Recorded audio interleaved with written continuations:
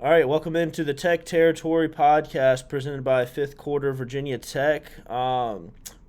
We're happy to be back with you. We kind of took a little break there because Tech football started losing, and we're excited about it in that time. Also, the holidays came up on us. But yeah, we're coming back to you now.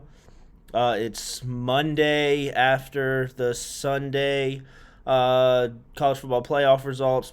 Bowls are in. The transfer portal is popping off. So we thought we'd give you our thoughts. So Josh, you want to start with the playoff? Yeah. First thing to mention is SMU got that last bid over Alabama, which I think the committee made the right call. Uh, Alabama was, in my opinion, the worst of the five teams that had even an argument for that bid. The other three being Miami, South Carolina, and Ole Miss. Alabama did not deserve that spot. I think SMU didn't either, but it should not have ever been Alabama. Yeah, I'm on board with the a three-loss team just being out of it for an at-large bid. Now, if you happen to win your conference and are then one of the four top highest ranked conference champions, then good for you. You got lucky. Um, but a three-loss at-large when there's so many one and two loss teams out there, yeah, you Yeah. beat either Oklahoma or Vanderbilt, and Alabama's in no problem, and SMU is out, and we have no argument. Um, but I you would have a you slight got problem with not that. even not even that. Go ahead. I don't like the idea of punishing teams for making their conference championship. So Absolutely, that was one of my big arguments Saturday night. Was Indiana is sitting at home with the same resume as SMU. I would I would say. I mean, I don't know about the SOR, SOS, or whatever, but like they both beat 11 not good teams. And then you could probably say getting blown out by Ohio State and keeping it close with BYU was similar. Um, mhm. and Indiana is sitting at home knowing they're safely in the playoff, and SMU was playing. Where if they weren't playing, they would have safely been in the playoff.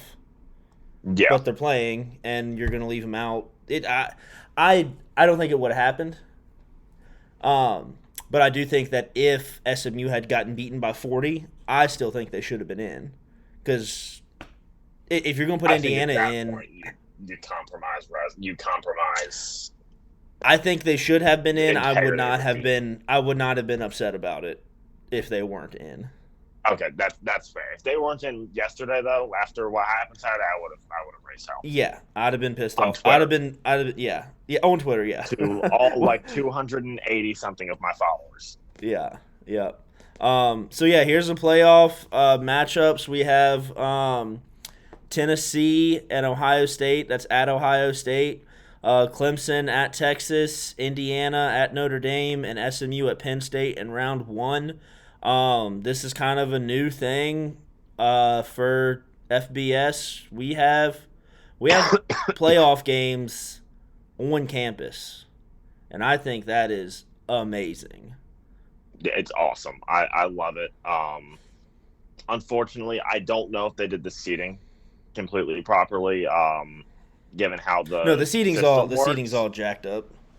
Yeah, they need to do a reseeding after the first two rounds, I think, because the fact that Penn State's path to the quarterfinal is SMU and Boise State, which both teams could beat Penn State, but those are no question at least two of the three worst teams in the playoff, if not the two worst. Um, there needs to be some kind of reseeding here, like they do in the College World Series once you get to Omaha. But I mean, there's not all too much that you can do. It's the first year. There are going to be some kinks to work out once the playoff gets bigger. Yeah, yeah. It's I think I don't like the guaranteed buy. I think you get a guaranteed spot if you win your conference championship. If you're one of the four highest ranked conference champions, then you get your spot in it. I don't understand the bye. That doesn't make a whole lot of sense to me. So do you think Just it the should be an top. 8 team or a 12 team? No, I'm good Or a with 12, 16 team? 14, 16. I'm good. I'm okay with them having the bye. It should be the best four teams get the bye. Oh, the best 4 teams. I agree with that one. I do Yeah, agree with that. it should be like there shouldn't be guaranteed bye for winning your conference or whatever. It should be guaranteed spot for winning your conference. Fine, but then it should like their rankings that are the little numbers next to the seeds. Like seed them that way. Like Oregon's the best team, Texas is the 2, whoever, Ohio State's the 3, and Penn State's the 4. Those are the teams that should get the buys because they're the best Yeah, four teams. Penn State should not have should have a first round line. So should Texas, and Yeah, that upsets me because I mean the Big Ten and SEC are playing a different sport than we are. yeah. In Blacksburg, which sucks, but we're working on it. We can hold out hope though that like there was a couple of years in basketball where the ACC was down and had like 5 or 6 teams in the tournament when usually they can get 8, 9, and push 10.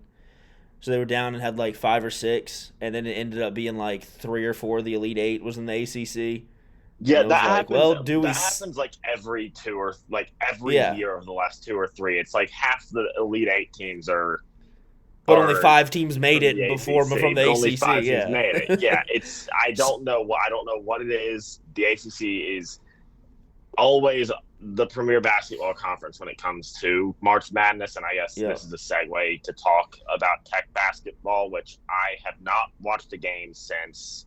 Let me look at the schedule to remember what game I even went to.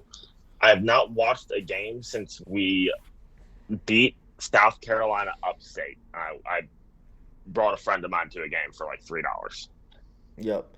This one against Pittsburgh was I knew it was gonna happen, but it was I like scrolled through Twitter at 4:30 and it said, "Oh, close loss to Pittsburgh," and I was like, "Oh shit, that was a basketball game." Yeah, And that's the first time that's happened for a football or a basketball or even a women's basketball game in the last 3 or 4 years. Where like yeah, in the moment I didn't know it was happening. Like, I didn't even register that the game was on. I got a text from my friend that said that he's an Ole Miss fan. He said, "Are y'all?" He asked if we're about to beat Pitt, and I asked him what he was talking about. He said, "Y'all are playing basketball." And I had no idea. I was watching the selection show. I had no interest in watching the team, which is unfortunate because I'm a massive basketball fan. But this team is difficult to watch. Not only as a fan of the team, but as a fan of the sport. I mean, it's rough. There's just not anything to get excited about with them. I do believe that the loss of Heiser Miller hurt them bad. Having a decent point guard on that team, they just look lost. Like there's nobody to start the offense. I watching the few games I have. Ben Hammond looks better than Rex Steiner, and that's a shame because Rex Steiner's been in the system for what is he, a redshirt sophomore now? It's not He's a true sophomore. true sophomore. Yeah, so like he's been in the system for a year and a half now, and still looks like he's making a lot of the same mistakes as when he would get in last year, like turning the ball over immediately as soon as he gets it. And yeah, Hammond looks the part. He just looks like a one of those little Miami point guards that they had a few years ago, or like a Justin Robinson type. Don't think I'm comparing his game to Justin Robinson, but just looks the part. Yeah, So I do think they show flashes. They show enough of like here's this 10-minute stretch where okay they play some good basketball. They kept it. They led Pittsburgh for the whole game, and Pittsburgh's ranked. Like Pittsburgh's a decent team, but then they show that there's 8 sophomores on the team, or 8 sophomores younger on the team, and they don't score for 5 minutes. I did yeah. notice one thing that I thought was really kind of funny. I was joking with my wife about it. In I want to say I think the Vanderbilt game was that one close. That was close late, right? Like with like For 10 minutes left, it was a 2-point game. Yeah, it was like a 2-point game with like I think like 12 or 13 minutes left. Let me check the So yeah, Oh, they got it. They got it ESPN's to. app just does Oh, not good. have coverage on that game like at all. Like it has the box score, but does not have the like DPI or the score like chart that they Mm-hmm. do. Yeah. So what I remember, they put in, they were down two with like 10 minutes left and had just cut it from like a 9 point lead. Like they were coming back, looking good. And then Mike Young made a substitution and put four white guys on the floor. And then it immediately went to like 10 points, and they never had a chance again. And I Yeah, was like, I'm when a I saw that substitution, I was like, no. And then I wanted to tweet it, but I was afraid I'd get too much blowback. Like, all right, down two at the under 12. And then we put four white guys in, and then at the under 8, we're down 12. So mhm. but I didn't do it. I was afraid to. But yeah, this team is just not good Well, what's kind of a at all. shame too is Mike Young. I thought about this the other day. Mike Young in his first year, well, he was hired as a coach in the spring. He had 6 months to put together a team and had like two or three guys on the roster when he got the team, and that team would beat the shit out of this year's team. Bad. And that team was Yeah. not good. That team went 500 if I recall. 10 Yep. I think they were 16 and was it 16 or 15 something. and 15, 16 and Yeah. 16, something like that. They were really bad. They had one good game that gave like everybody on Twitter hope. And we like just So we beat Villanova. no, that was 2020. We just dominated Michigan State. Gotcha. Like we led the Yeah, 'cause whole that's right. game, Mike Young in controlled the his game. yep, in his first 2 or 3 years, he beat like a top 5 opponent in November, like 2 or 3 years in a Yes, row. somewhere on my phone I have a graphic that says Giant Slayer, and it was like we were like 4-2 against top like 7 opponents for like a 3.5 year or like 3 or 4 year stretch, Yep. Yeah, beating which Duke at is home. beating Duke at home. We beat a UNC team or a UVA team on the road, I think, and then the Michigan State and Villanova. Yep. Yep. It's a Um, shame. it's a shame how far this program has fallen. It really is. Yep. Because just a year ago, bringing a ranked Pitt to Castle Coliseum on a Sunday at what was it 1, 2? Two When did that two game o'clock. start? Two I think it was o'clock. 2. That game's a sellout. That stadium was empty. Yep.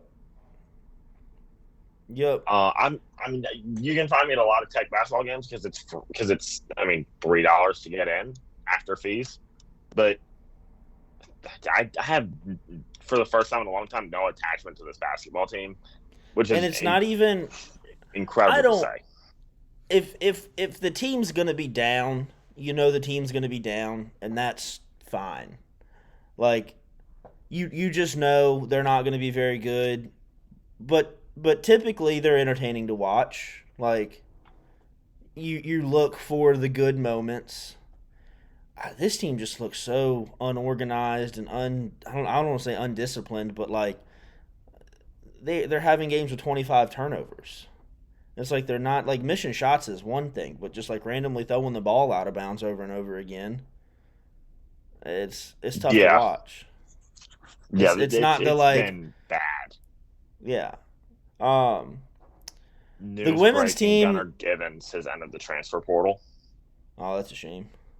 Yeah, he. I He mean, I'm talking not about that on not the that list. that's a big loss, but getting him was a big deal. It's a without the off the field issues, it's a Devin Hunter type of situation. Even though Devin Hunter did play a little bit, Devin Hunter was good when he did play. he just didn't play very often. He just didn't play ever. He was either Yeah, hurt or had those off the field issues, which is unfortunate. yeah, and it's just we get But these top guys in Virginia, and there's a faction of people out there, not a very big faction of people that point to those guys and say Virginia recruiting is down, and that's why Justin Fuente wasn't heavily recruiting Virginia. I don't know if I entirely agree with that because No, Chris Cole goes to Georgia. it was down for like a 3 or 4 year period around COVID, and I don't know why that was. Just the athletes just were not as good for a 3 or 4 year period.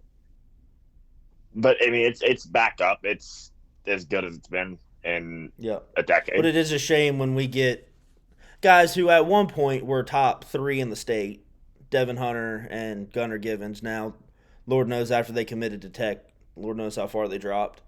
But Yeah, that's a but then problem. to come here, and do nothing, like it's been a shame. Yeah, I do have a problem with. It really pisses me off when people complain about Pry recruiting because like it was like we have I think now 3 top 10 guys with Clatterball, Overton, and Deloach flipping. But if you look down that board, I mean, you have Micah Matthews, who was a top 150 player in the country in the summer Who when he commits to committed. Tech. He didn't get hurt or anything. Out of the top 300, he did not get, or he had one minor injury, but it was not a big thing. Like he missed like a game. Yeah, there's another one on there too, isn't it? Yeah, let me pull up the list real quick. Yeah, I was headed the same way. Hold on, just there's another one. I think there's another one on there that's the same way. When he committed, was a 4-star, easy 4-star guy, and then. But what's funny, there's that a might lot. Be There's Clatterball you're talking about. There's a lot of dissension among the recruiting services these days. Like ESPN, I think has Micah Matthews as like still like a 150 guy, and then other services have him like 400. And I don't remember seeing that a few years ago. Now that might be just because On3 has that thing where they show all of them, and it's easier to pick out now. Which, by the way, big fan of that on On3. Oh yeah, absolutely. And in all honesty, I think On3's recruiting service is the best one overall. It's got its flaws once you get down the board there in the rankings. Like you'll see disparities that Rivals has a guy and ESPN has a guy out of the top 1,000. I don't think they'll have him at like 450 or something, but it has the disparities down the board. When you're looking at like the 4-stars, the top 300-400 guys, On3 in my opinion is the best service. Yep, and I do like the little ammo you have where you can call. I mean, I would say 6. I think 6 of these guys are a 4-star on one service. Let's see. Okay. Going down the board. Peterkin for sure, obviously, yeah. Peterkin, Deloach, Micah Matthews, Jeff Overton, Peterkin, that's 6. I think Sheldon Robinson is on one site.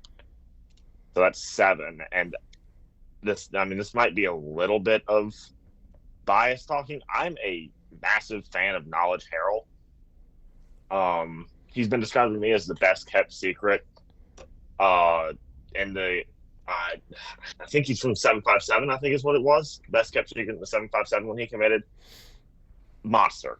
Incredible cornerback. I'm a little surprised that we were able to hold on to him because without a bunch of guys trying to come after him and poach him off of us before signing day. He's good. See, that's one thing with Pry that gives me hope is if they can figure out the freaking time management. These teams are good. He's got the guys, and like the guys like to play for him. Like him keeping after how this year went and how South Carolina played, being able to keep A.J. Brand when South Carolina wanted him, that's impressive. Like we finished 6-6, and South Carolina's they finished 14th. I didn't see where they finished 16th, something like 14th, that. Like I believe, something like fighting that, for a playoff spot. And Shane Beamer's definitely in this guy's ear saying, "Hey, you're the guy after Lenore Sellers. Like you're the one we want." And he stays with Tech. Dude's from South Carolina. He's from Columbia, South Carolina. Yeah. Correct me if I'm wrong. That is where South Carolina is. that is where South Carolina is. Yeah. And another guy who I'm really, really shocked that I haven't heard a bunch, but I know for a fact that there was Jeff Overton. I do my own ratings based on a half star. I saw that from Tech Sideline.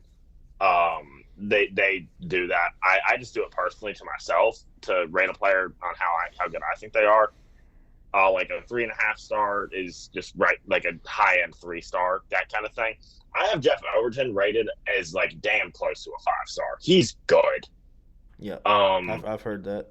I think he's a top 50 player in the country. I don't know why the services think that it was a 3 star for most of his recruiting cycle. I think he could be rated as a 5 star. I mean, he has. Let's just read down this offer list really quick. You have Maryland, South Carolina, NC State, Ohio State, Oregon, Penn State, and Tennessee, among others. I mean, a guy with those offers is not a guy with an offer from Oregon is not and living in Virginia is not a 3 star or barely a 4 star. Yeah, yeah, I've heard good things about him, and yeah, I mean, looking all down this list, I mean, there's guys down far on this list that look to contribute. Carter Yeah, Stollard's a massive human being. Brennan Johnson looks like a good linebacker. I don't know Luke Stu. He's 6'2", 195. I don't. He Luke says Stewart athlete on is, here. from what I've heard, super good athlete. He could be either a safety, like a out of the box, over the top safety, or a receiver. Well, he's going to be a safety then, because Yeah, at this point, he's going to be a safety, given that we've got what just 3 or 4 good wait, ones on the roster. We didn't put Jalen Stroman on the list. I don't know if you saw that one. Yeah, I forgot yeah. about him. But that segues right into talking about the transfer portal, where so far the Hokies have a lot of people on the Twitter space have been panicking about this, but you're looking at a average season for a middle tier or even low tier P14, which is where we might be at this point for the portal. A lot of good players are entering the portal because they're getting paid, and that's something that, I mean, you have to deal with as Virginia Tech. You have the list goes on as Mose Phillips, Xavier Chaplin, Kelly Lawson, Malachi Thomas, Jalen Stroman, and just recently Gunnar Givens. And which, for me, Xavier Chaplin moves the needle. He's a good player, but if we're gonna have to pay him $2 million to keep him, then no. Yeah, that's the rumor. He got offered $2 million from another school. Other than him, none of them really move the needle for me. Like, we need some safeties to come in, but I mean, this team was 6-6. None of these guys are super game breakers yet. Now, I hope the quarterback room stays intact. Yeah, me too. But you look at Mose Phillips, and he gave up a massive touchdown against Duke. I think that was the first touchdown of the game. First or second, one of the big plays. He made a big mistake. Brent Pry pulled him out of the game for a couple of plays. It's not a whole drive. I mean, he's not been good this year. There's safeties out there. There's a few. Sherrod Koval is somebody that a lot of people are excited about. I think there's a guy that from a JUCO guy that's supposed to commit like tomorrow or Wednesday. He's a cornerback who went to the same school as Sherrod or something, and is close with Sherrod's brother, who's also really good. So there's just some smoke and mirrors there that maybe those 3 guys would go somewhere together. So not to say that we're going to get any of the 3 of those guys, because I don't know anything, but just to say that, like, there's guys out there. There's going to be 100 Sherrod Kovals that enter the portal. There's going to be 100 Mose Phillips that enter the portal. And one of the guys to mention is, I mean, you have a safety from Old Dominion, Jerron Manning, one of my favorite players to enter so far. I believe led Old Dominion, or was second in Old Dominion's tackle, which, I mean, you haven't seen. There's a slight concern with how they're scoring their tackles at home. But regardless, he's up there at the top in tackles on a solid team. He's very talented. And we offered him earlier this morning, I believe. Yeah. I had a point that I was going to make, and I lost it. I apologize. No, you're good. You're good. But yeah, I mean, I'm looking forward to it. It seems like in this era of college football, coaching is at a premium, not at a premium. What is at a premium is being able to move quickly, because you can make it. You can make a team. A Sonny Dykes going to national championship in year one. Kurt Signetti having Indiana 11-1 in year one. It's not. It's just so much different now. Yeah. What's hard is it seems like last offseason Brent Pry made all the right moves. Maybe we could have used another offensive lineman or two, but the guys he brought in, that is, if there's one thing that Brent Pry has been A+ number one at, it's been transfer portal additions. Yeah, he's been fantastic in the portal. So, but then we don't do anything with it. we finished 6-6, and I mean he says that falls on him and his coaching staff, but we're so close. I mean, they were so close. I mean, this was a team that could have very possibly gone 12-0 if you win your one-score games and run the ball against Clemson, whether that be with Jeremiah Coney, Colin Schlee, Kyron Drones, Bashal Tootin. He was in the game, didn't get burned. You run the ball against Clemson, you should have won that game. Well, that's just your confidence might be a little bit different when you're playing that game at whatever 9-0 versus the 4-5 or whatever that they were 5-4 at the time. Like, and you never know what happens then. But yeah, and I mean the losses all but the Clemson game, I think are 90% for like time management. Like you don't take a 17-24 whatever it was point lead against Syracuse in the first half and then lose that game. You can't. I mean, even in Boston College, they were up 28-0, and then it got down to a one-score game in the third quarter. Yeah, that can't happen. No. Even UVA, they got out big, and then third, fourth quarter, Tech went into super conservative mode. And UVA was driving with the chance to get it down to a one-score game. And it was like, why are we here? Like, it was 20-3 at halftime. Why does UVA have the ball with a chance to make this a one-possession game with 10 minutes left? Like, all right, it's getting a little scary now. We're up 20-3, guys. What are we doing? I talked about it before. They do that conservative bullshit in the second half when they get up big. And it doesn't – do what works. And this team last year, they finished 26th in the SP Plus. They are good. This is a good football team that we just watched that went 6-6, unfortunately. And we're so close. If we cannot get over this hump of one-score games, then it's you let go of Brent Pry. Yep.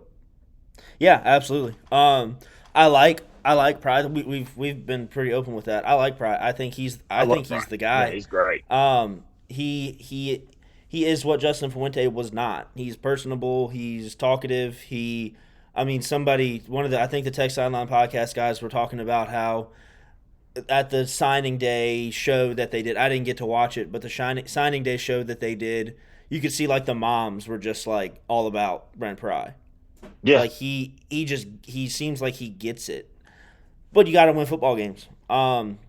Give me I don't know about a Hugh Freeze, but give me an asshole who wins football games. I don't care. If we're 11-1 and I don't like the guy, we're 11-1. I'll like him a lot more then. Yeah. I don't need a likable coach that goes 6-6 every year. I like a Pat Narduzzi that goes 11-1 than a Brent Pry. Yeah, exactly. I cannot stand. And I love Brent Pry. He's fantastic. I love him, and I mean, I think that he's the guy. I think that he's going to be able to get over the hump in this next season. what worries me is that this team might not be good regardless, depending on what this transfer portal haul looks like. So even if he gets over the hump, then we might be in trouble and he might lose his job regardless. Yep. I mean, I felt the same way about Fuente for the longest time. Good guy. I liked him. But yeah, it came down to losing football games in bad ways, not just losing football games. Like this year, we didn't do a podcast in this time, but I had really no issue losing the Clemson game. We just got beat. Clemson was a better team. Our offense looked anemic. Sure, it could have been coaching, could have been play calling, whatever. But you look at the Syracuse, the Duke, even the Miami, like those games hurt to lose. Those were bad losses. Yeah. Those were Vanderbilt, Rutgers. You win one of those one-score games, and you automatically feel just so like 7-5 is progress based on last season's regular season. You automatically, 7-5, that's a disappointment based on where we were where we were expected to be at the beginning of the year. That's still progress. You have something to look at, but now you are facing potentially 6-7, facing a very good bowl opponent in Minnesota, and we might go backwards. I mean, you look right down the road, and Manny Diaz has Duke at 9-3 in year one, and Manny Diaz wasn't a good football coach until this year. He's been fired from a lot of different places. Yeah. And so I was getting a call from somebody random. Yeah, it can be done. I think that's going to be hard for me about college football moving forward. Is before transfer portal, before NIL, you knew going into the year that it was going to be these 10 teams playing for the 4 spots. And you might have a sneaky one every now and then, like TCU that one year. Florida State they didn't really sneak up last year, but they've been terrible for the last 10 years. Yeah. Now you have no idea going into the year who's going to be good. It's still going to be Ohio State. It's still going to be Alabama. Still going to be those guys up there. But this year, Indiana, Boise State, there's 4 or 5. Arizona State. Arizona State was picked last in their conference. They're picked dead last in their conference. And SMU now was not supposed to be this good. They were supposed to be decent, not this good. Yep. So you just, for those back 7 spots maybe, you have no idea. So what's hard is you can have hope every year. And then you come out and lose to Vanderbilt in week 1 and get crushed. Yeah, it's rough. But that leads us into the segue of talking more about the transfer portal, where we have offered, let me count again, 1, 2, 3, 4, 5, 6, 7, 8, 9, 10, 11, 12, 13 guys publicly so far. That list will probably change by the time this podcast. It will definitely change by the time this podcast gets uploaded. And we'll probably have more attrition by the time we actually have to have more attrition. I think we're 6 over as of now, the 105 limit on the roster. But those 13 names are Clev Lubin, a defensive end from Coastal Carolina, Kendall Stanley, an offensive tackle from Charlotte, who, from what I've heard, is visiting tonight.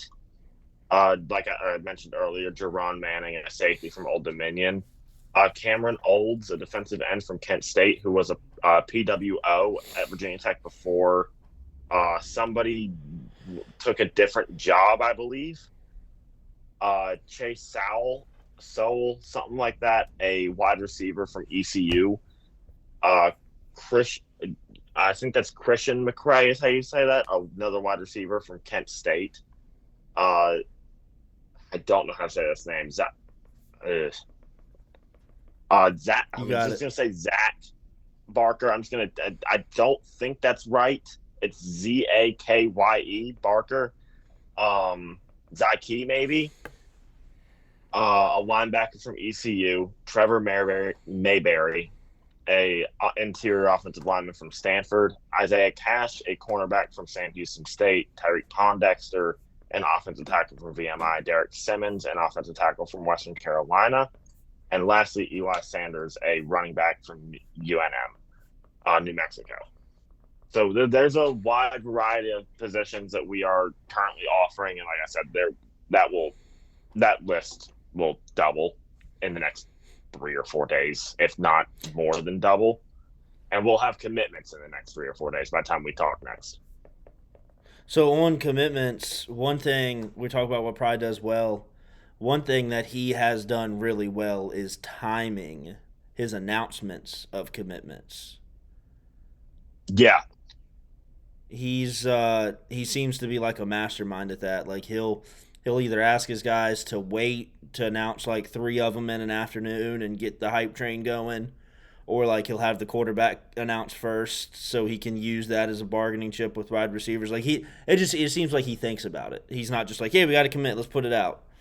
Seems like he or somebody on that staff thinks about how important the timing is of when those are announced. You don't announce a commitment during the national championship game, like stupid stuff like that. It seems like they think about it, and I appreciate that.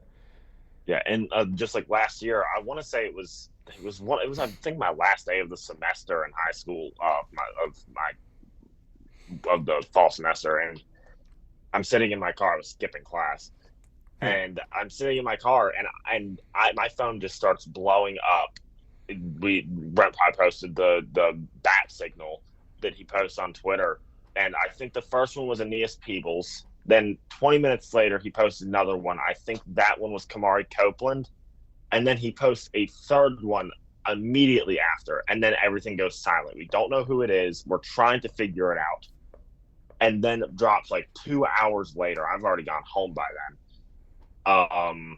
And I don't remember who it was. It might have been Montavious Cunningham, but I mean, that whole week just got the train rolling. We ended up, turning around and beating the hell out of Tulane 5 or 6 days later, and got a bunch more commits. I think we got Sam Brumfield in that week too, a few days later. Was that and there was a week somewhere, I don't know if it was high school or transfer portal, where they had a commit every day for a week? That was 2020. That was the class of 2023, but I think that was before the 2022 season. That was so bad. Mm-hmm. I think that was 2 years ago now. But they do a great job with timing out their commitments to get as much momentum out of it as possible. And I mean, you're going to see the people on the Twitter space very, very excited in the next couple of days. I do think that, especially with this new revenue sharing thing, I do think that Virginia Tech can be competitive in the transfer portal for a lot of the top tier guys. Maybe not the top tier guys. I don't know if we're getting like a Cam Ward type of player. But the guys right below him. If you really want to show off that money, you can. Yeah, just I don't know that Virginia Tech is that competitive in the market, but I do think that we're wasting so much money on that. Yeah, I do think that we are. I mean, Miami spent all that money and didn't get a defense, so Ohio State has the most, most money. Ole Miss spent millions of dollars in the transfer portal, and here they are 9-3 out of the playoff. Yes, spending a bunch of money is not guaranteed. And look at Indiana. Yeah. Again, look at the Yankees. Like, yeah, look at the Mets. Yeah. So this new, sometimes it'll work, sometimes it won't. Do you know much about this new NIL revenue sharing deal? I have not. I just dropped my chair and it looks hilarious. Oh, boy. I have not done any research on it. So what my question is that it now? Or are the NIL collectives that have been built up, Tech, Triumph, or the Hokie Way, or whatever Triumph we have? Yeah, so do they stack on top of that? Yes, they do. Okay, so that's pretty sweet. Yeah, it's great, and with the revenue sharing, I think it's $20.5 million for the whole school. Yes, for the whole school. And they said that Babcock has a burner somewhere in the Tech Twitter space, and he knows that he needs to spend a lot of money on football, or his job's in trouble. I think they've said uh, there's an iteration here that they said most of it's going to go to football and men's and women's basketball, and 75% was thrown around. Now I don't remember if that 75% is going to football or Or 75% 75% of that of those. money is going to those three sports. It's one of those. Either way, it's another $10 to $15 million going to football, and Yeah, hell, that's gonna be big. go throw $1 million at base. If you're gonna throw 75% of that, throw $1 million at baseball. Let's go win a national championship. Baseball is now expensive. Let's Yeah, go win a goddamn national championship in in something, anything. Do please. it in swimming. Like, Anything. Yeah, I was just saying, throw yeah, $1 million at the tennis team, like yeah, pickleball.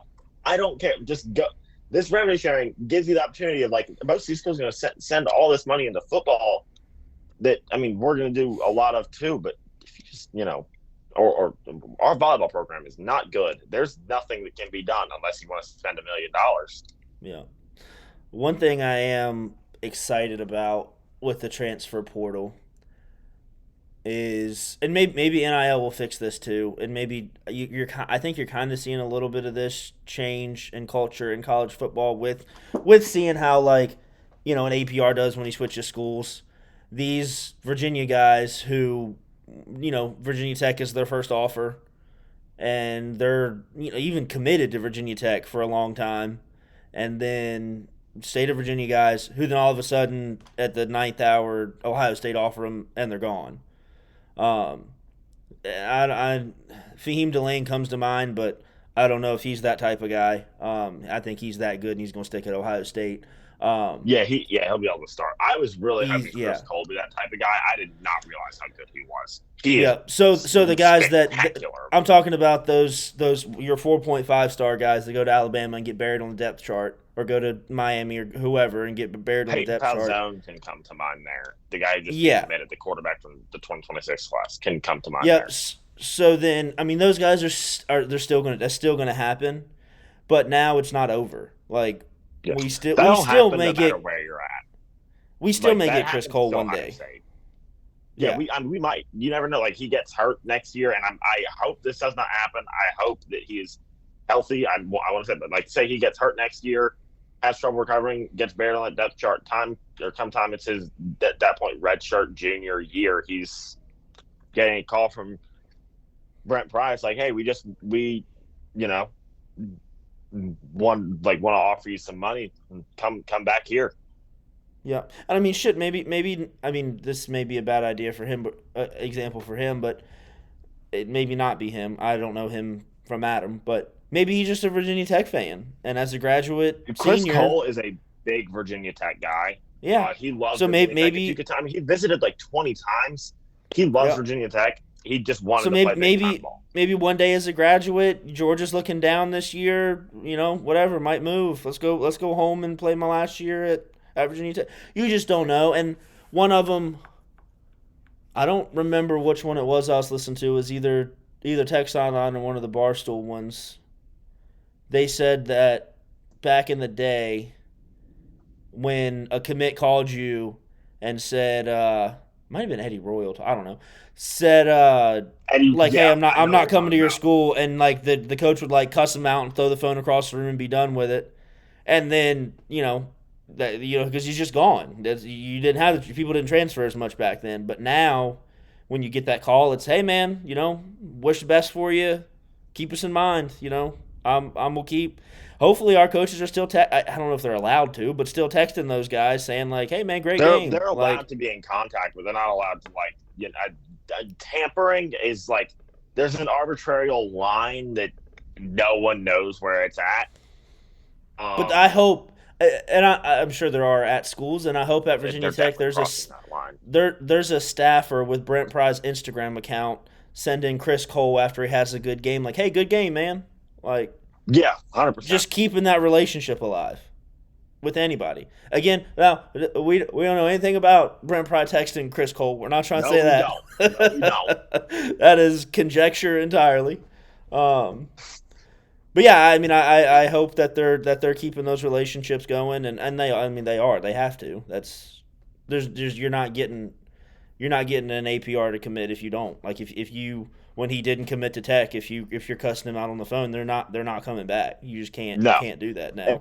And I don't think that I don't remember who it was. It wasn't Beamer, but it was I think the offensive coordinator of the wide receivers coach that was recruiting Eddie Royal, and he said that he was going to go to Marshall. Oh yeah, he was going to go to Marshall hung morning up the of phone. signing day or morning before signing day, and he said, "Okay, good luck" or something like that. Hung up the phone, and he said that I threw it across the room because Eddie Royal was like a borderline. I think this was before 247 started had an active database. I mean, their database now goes back, but I think before they had an active database, he, I think, was like on the level of like a 4-star guy, like a high end 4-star guy.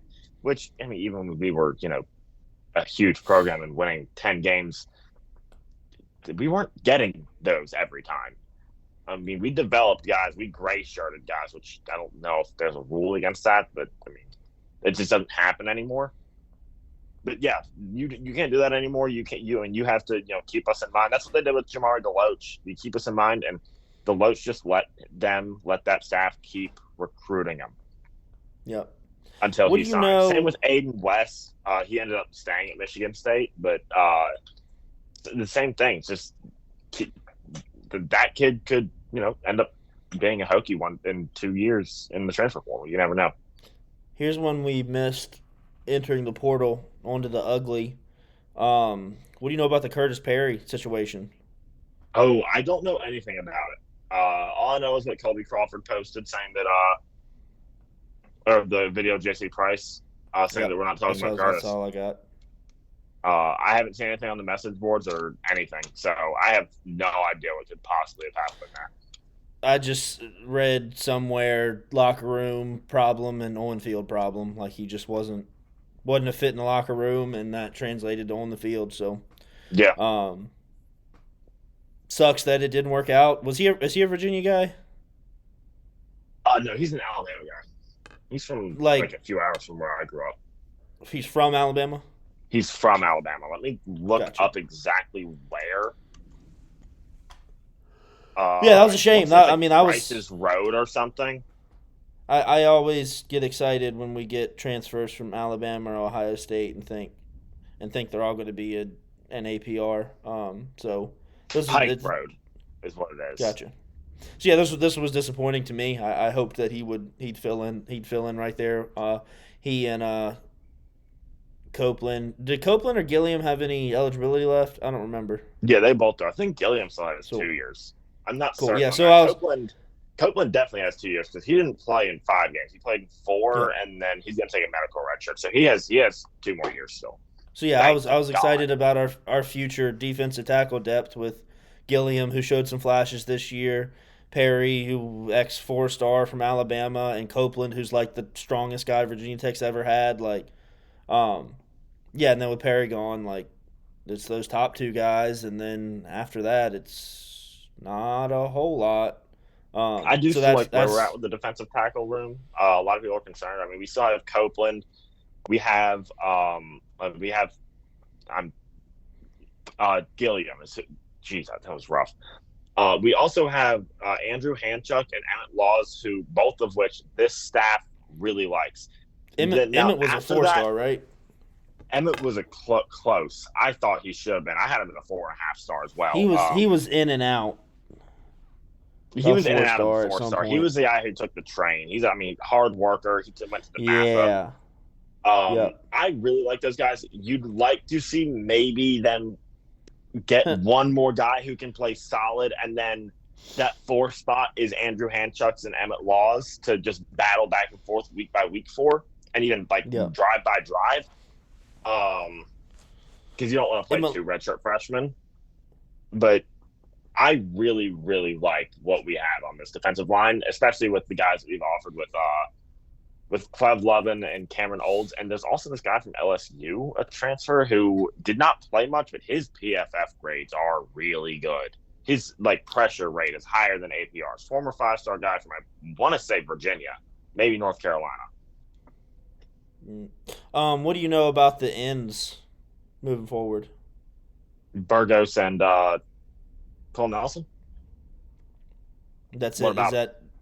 just when the depth there, and what do you think about him? Right there, that's about all that we have. I mean, you had I have to go back and look at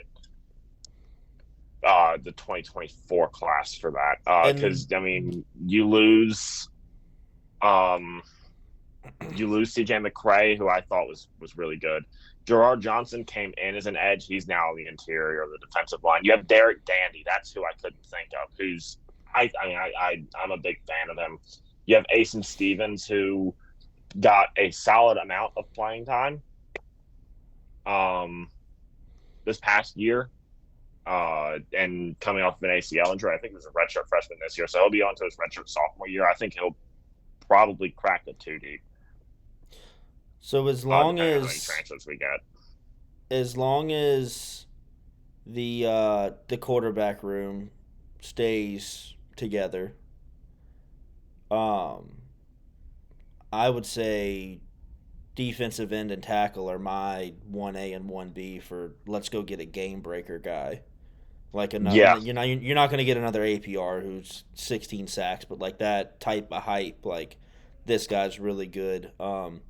Our running back room, other areas that need addressing. Our running back room, Mason and Coney are decent. Overton's gonna, I think, go over. Overton's good. Go over both Yep. of them. As a freshman, But now we don't have Malachi Thomas. Yeah, as a freshman, I think he might be RB2 next year, assuming we get a portal guy. But you have a guy who I mean, I'm not going to say who it is, but we have a guy who's apparently, from what I've heard, visiting. I don't know if that's public yet as time we're recording this. It might be, or I know it's not public yet at the time we're recording this. That's happening. It's on the 247 VIP. Yep. And I don't know if we get in trouble for saying something that's on the VIP or anything. I just want to be sure that we don't do that. So don't break the paywall. Yeah, and we and then the Charlotte offensive tackle is visiting, Kendall Stanley. So, yep, so we have a couple guys visiting. And I mean, I like that we'll see a commitment sometime in the next 5 or 6 days, whether it be behind the paywall of 247 saying that he's silently committed and we're timing that out, or whether it be public. So needs are right now don't need a quarterback with Drones, Pop, and Davi, and then 2 freshmen coming in. Running back. I don't like that we have as many scholarships in at quarterback as we do. I imagine that's why Seagor left, because I think I don't know what the rules, the one of our scholarships is. I think it's every roster spot has to have a scholarship, right? Yeah, there's no like walk-ons anymore. I think that's right. Okay, got it. So yeah, that's why Seagor is gone, because we were not giving him a scholarship. Running back could use somebody. PJ Prelude's good, but PJ Prelude, you need a guy with experience. Yeah, Tyler Mason and Jeremiah Coney, like I'm and Jeff Overton, like the high end, the top end talent in that room, I think is fine. It'd be nice to get a junior who's rushed for 2,000 yards in his career. We'll see. Offensive line needs a lot of help, especially if Xavier Chaplin's gone. I'd not be sad to see 3, 4, 5 offensive linemen transfer portal additions. Yeah, if you can make that happen, we need to. Yeah. Now, defensive line additions have come as a premium, but it seems like there's a lot of offensive linemen in the portal compared to previous years as well. So it might be a lot less difficult. And then the wide receivers are we may not take one. I think our wide receiver room is looking pretty good. Maybe two. Yeah. So that's offense. Defense, the defensive line we've already talked about needs guys. Linebackers and safety. Honestly, everywhere on the defense needs guys. Everywhere on the defense can take a guy or two at least. Safeties can probably take 2. You'd want corners, maybe 2 corners defensive ends. Corners need a warm body. They just don't have any depth. I do really like the guys that we have there right now. Thomas Williams, Dante Lovett, Braylon Johnson going down the board. I do like them, but we need warm bodies there because we don't have any depth behind them. So even if you see us take like some FCS corner that had like a 58 PFF grade, we're just looking for a warm body. Has Mansour announced any intentions yet? No, he is not. I'm just automatically assuming that he's not going to return. But if he is, I'd love him to. I think that is, and you mentioned like you want to go get a game breaker. I know his season was not as good this year as his freshman and sophomore seasons were, but I think that if we're going to go, spend $2 million on a player, it should probably, and to keep a guy, it should be Mansour Lang. Should not be Sure. I mean, Kyron and Drones because we have Pop Watson. Should not be. There's nobody. There's not really anybody else. I'd say APR or Tootin, but they're gone. So yep. if you're going to spend $2 million, it should be on Mansour Lang. Yep. And I mean, in the era that we're in now, it is not. Now with signing bonus, I don't know about all that, but it's not unrealistic that if he were to go in the fourth or fifth round, that he can make more money playing in college next year than he would in the NFL. Oh, absolutely. I Obviously, don't first think he's round, going I to don't go to think the so. NFL. No, I mean, yes, for a year, but if you're a first round guy, that means that you're waiting another year to go into the NFL, and that means that you're And going your another stock's year just on going to the go rookie down. contract. So you're going another year on the rookie contract as well, and then you're losing like 45 million, 40 million dollars if you are a good player. I just dropped my check. If he's getting first or second round projections, I would want him to go. Like Tech needs Yeah, a first or second absolutely. round draft pick. Like that would be big for Tech. I haven't seen the projections on APR or Bashal Tootin. Have you? I don't pay much I attention to haven't draft paid much. projections Yeah. during this season. Let's Nope. look that up real quick before we wrap this up because I know you have plans and so do I. So let's see.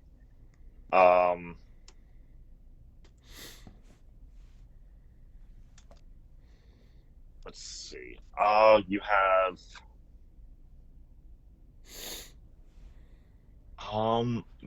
Peebles here has a higher rating than APR. I don't like this website. APR's this website's not good. I'm not going to say what it is. Okay, yeah, this says that. I mean, this website here says that some of these guys are looking at high second, low third. I'm not seeing anything on APR for some reason, or Tootin. Well, we'll scratch that. We'll talk about that next time we meet because draft's not for another 6 months. Yeah. All right. All right. Yeah. Do you have anything else? I mean, we'll talk. Well, let's try to do one evening this week coming up because we talk about the bowl before Christmas time gets on us. And then we had some tweets that we had some fun with over the last couple of weeks. So we'll cover those. We'll get into the bowl game, and then I'm sure we'll have some more basketball to talk about by the middle or end of this coming week. So I'll get this one out. Yeah, I'll get this one out either late tonight or first thing tomorrow morning, and we'll go from there. All right, sounds good. Sweet.